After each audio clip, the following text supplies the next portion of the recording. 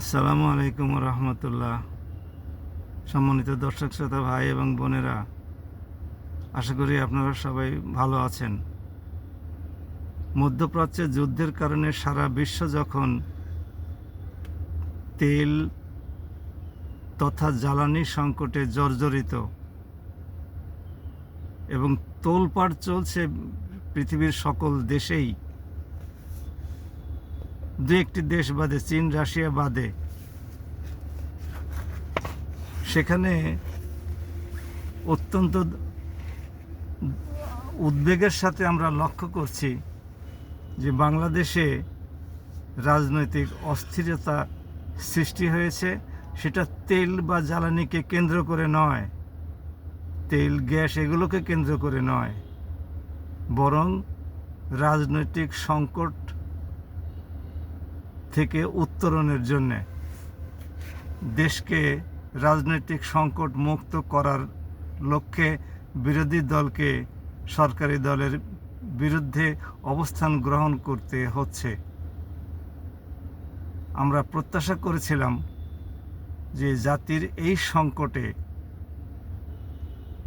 বিরোধী দল এবং সরকারি দল কাঁধে কাঁধ মিলিয়ে সেই সংকট থেকে উত্তরণের জন্যে যা যা করণীয়, যে দলের তরফ থেকে, যে জোটের তরফ থেকে যে ভালো পরামর্শই আসুক না কেন, তা সাদরে গ্রহণ করে তাদের সাথে করে এই সংকট মোকাবেলার জন্য ঝাঁপিয়ে পড়বে।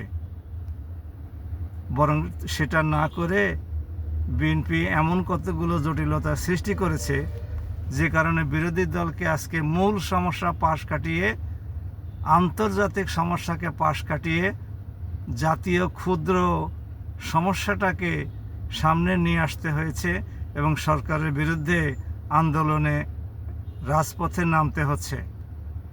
এটা বিএনপির জন্যে কোনো অবস্থাতেই সুখকর হবে না, দেশের জন্যও কল্যাণ বয়ে আনবে না। আমরা সরকারের দায়িত্ব এখানে বেশি বলে মনে করি। সরকারকেই উদ্যোগ নিতে হবে এবং সকল দলকে আহ্বান করতে হবে যে আসুন আমরা জাতীয় রাজনীতির বিষয়টাকে এখন এক পাশে রেখে আন্তর্জাতিক যে সমস্যা সৃষ্টি হতে চলেছে সেই সমস্যা মোকাবেলা করার জন্যে সবাই মিলে কাঁধে কাঁধ মিলিয়ে কাজ করি এবং জাতিকে এই বিশাল সংকট থেকে উদ্ধার করার জন্যে প্রচেষ্টা অব্যাহত রাখি। দেশে ব্যাপকভাবে জ্বালানি তেলের সংকট সৃষ্টি হয়েছে।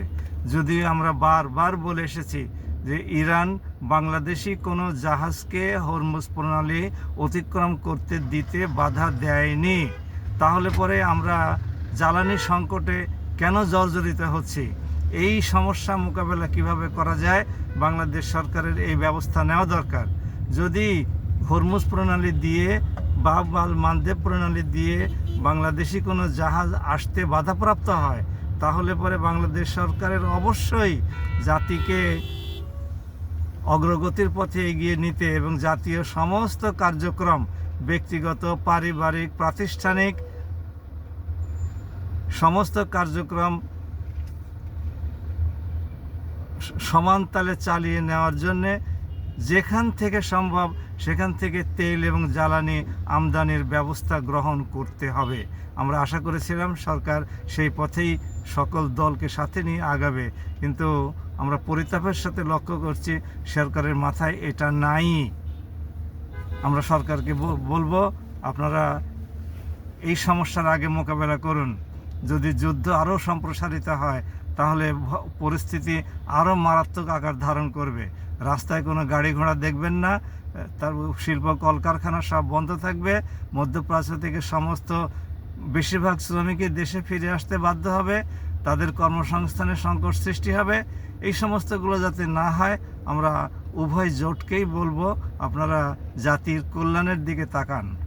জাতির যে সমস্যা সেই সমস্যা মোকাবেলা করার জন্যে ঐক্যবদ্ধ যৌথভাবে প্রচেষ্টা চালান।